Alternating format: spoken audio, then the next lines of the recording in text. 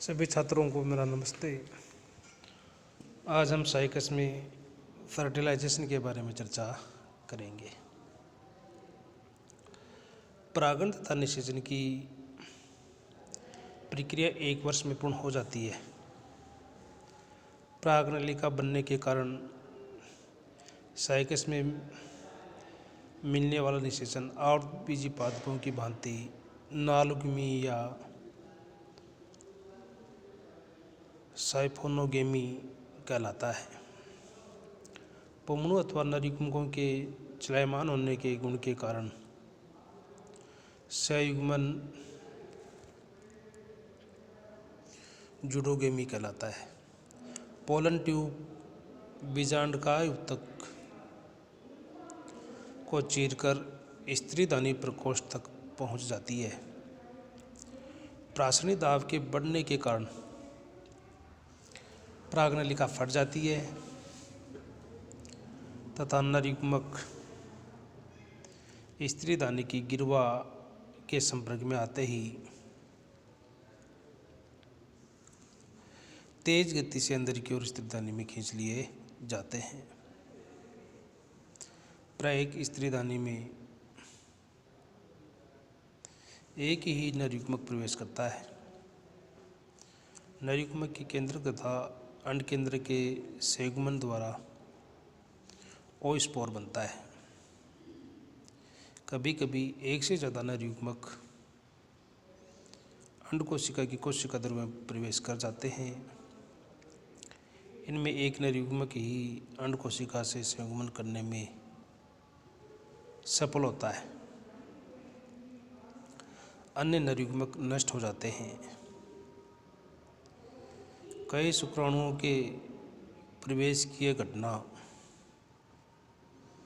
बहुशुक्राणुता कहलाती है, यानी पॉलीस्पर्मी कहते हैं। साइकस के एक बीजांड की केवल एक स्त्रीदानी का ही निषेचन होता है। निषेचन के परिणाम स्वरूप बना निषितांड स्पोरोफाइटिक पीढ़ी की प्रथम कोशिका अथवा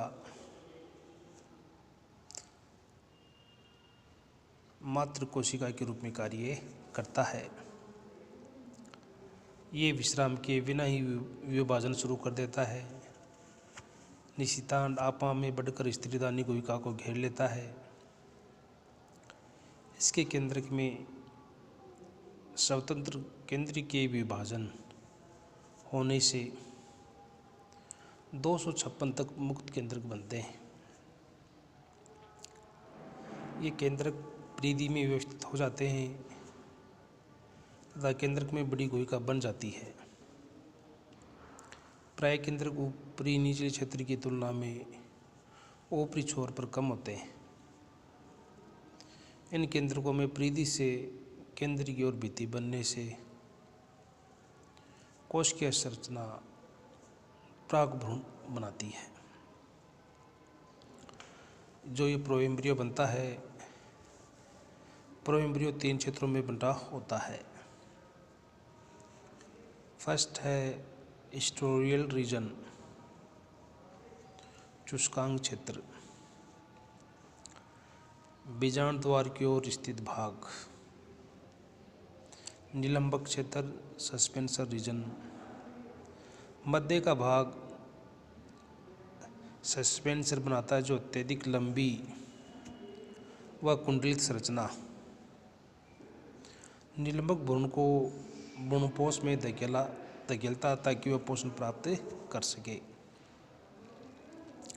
भ्रूणीय क्षेत्र एम्ब्रियोनल रीजन, ये निलंबक के शीर्ष पर स्थित होता है जिससे भ्रूण का प्रमुख भाग बनता है।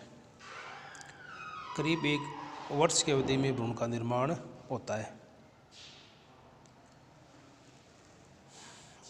कुछ समय बाद इसके शीर्ष के केंद्रीय भाग की वृद्धि रुक जाती है, जबकि दोनों पांत तेज गति से वृद्धि करते हैं, जिसके परिणाम स्वरूप 2 असमान बीजपत्र बनते हैं।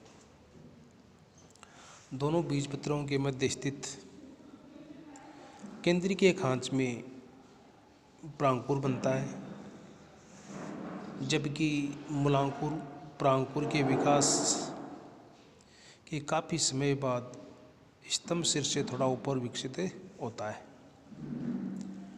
मूलांकुर तथा स्तंभ शीर्ष के मध्य का भाग बीजपत्राधार कहलाता है। भ्रूण के मूलांकुर के ऊपर एक पेड़ जैसी कठोर संरचना उपस्थित होती है,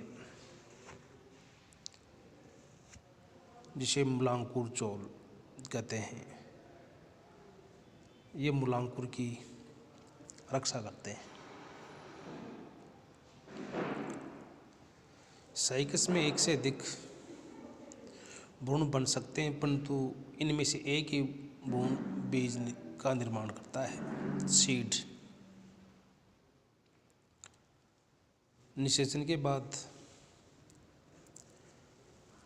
बीजांड बीज के रूप में बदल जाता है। बीजांड में उपस्थित आंतरिक मांसल परत तथा बीजांड का एक अधिकांश भाग पोषण में काम आ जाता है। अतः ये दोनों भाग बीज में पतली परत के रूप में उपस्थित रहते हैं। परिपक्व बीज भूरा लाल अथवा नारंगी रंग का होता है। ये मांसल बाह्य बीजचोल से ढका रहता है। बीज पर स्थित आवरण 3 परतों का बना होता है। बाहरी रंगीन मांसल परत, मध्य की कठोर परत, अंदर की पतली झिल्लीनुमा परत। बाह्य बीजचोल स्वाद में मीठा तथा सुगंधित होता है। अतः इस गुण के कारण पशु पक्षी इसी की ओर आकर्षित होते हैं। अतः पशु पक्षी बीज का परिगणन करते हैं। बीजांड का तथा भ्रूणपोष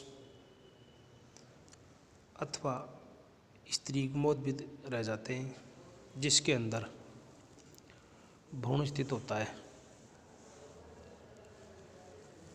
एम्ब्रियो सीधा होता है, जिसमें 2 बीजपत्र प्रांकुर को ढके हुए रहते हैं। Germination of seed. अंकुरण के पहले साइकस को विश्राम की जरूरत नहीं पड़ती। बीजांड द्वार के जल अवशोषण करते ही बीजचोल फट जाता है। मूलांकुर से प्राथमिक मूल तथा प्रांकुर से प्रव बनता है। बीजपत्र चूंकि जमीन के अंदर ही रह जाता है, अतः ऐसा बीज का अंकुरण अधोभूमिक बीजांकुरण कहलाता है। बीजपत्राधार से पार्श्व मूल बनती है, जो बाद में ऋणात्मक गुरुत्वानुवर्ती होकर कोरोलॉइड रूट का निर्माण करती है।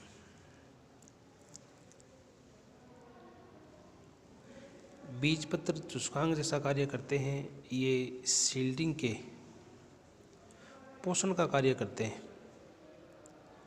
प्रांकुर का कार्य पत्तियुक्त प्रोब बनाना है। ये क्रिया कई सप्ताह में पूर्ण होती है। शुरू में पर्णकुंडलित होती है तथा बाद में पत्तियों का मुकुट बनाती है। आर्थिक महत्व है। साइकस की विभिन्न जातियों का आर्थिक महत्व निम्न प्रकार है। साइकस रिवोलेटा, इसे शोगोपाम नाम से प्रसिद्ध से साबूदाना प्राप्त होता है। ये क्वेश्चन एग्जाम की दृष्टि से महत्वपूर्ण रहता है। इसके पौधे स्टार्च के उत्तम स्रोत हैं। इसके वलकोट व मज्जा में स्टार्च ग्रेन्स प्रचुर मात्रा में पाए जाते हैं। ये सागू बनाता है। 1 मीटर लंबे तने से 2 किलो की मात्रा में सागू बनता है। सबसे पहले तने द्वारा काटी गई छाल के पतले टुकड़े कर लेते हैं। बाद में इन्हें सुखाकर पीस लिया जाता है। पीसने के बाद पाउडर को पर्ण में गाढ़ा घोल बनाकर कुछ समय तक छोड़ दिया जाता है। स्टार्च कण नीचे की ओर बैठ जाते हैं, जिसे लकड़ी के तख्तों से दबाकर गोल साबूदाना का निर्माण होता है। ये उद्यानों में शोभाकारी पादप के रूप में उगाया जाता है। पत्तियाँ झाड़ू, सिर की बड़ी टोपी, रस्सों तथा टोकरी बनाने के काम में आती हैं। दक्षिणी मालाबार में इनके बीज का पाउडर इंदुसम कहलाता है। इससे लस्सी और केक बनती है। साइकस सर्सिनेलिस पत्तियाँ टोकरी, टोप तथा चटाई बनाने के काम में आती है। इसके बीज तथा छाल फोड़े फुंसी के उपचार में काम आते हैं। इसकी युवा पत्ती पेट की गड़बड़ में सुधार करती है।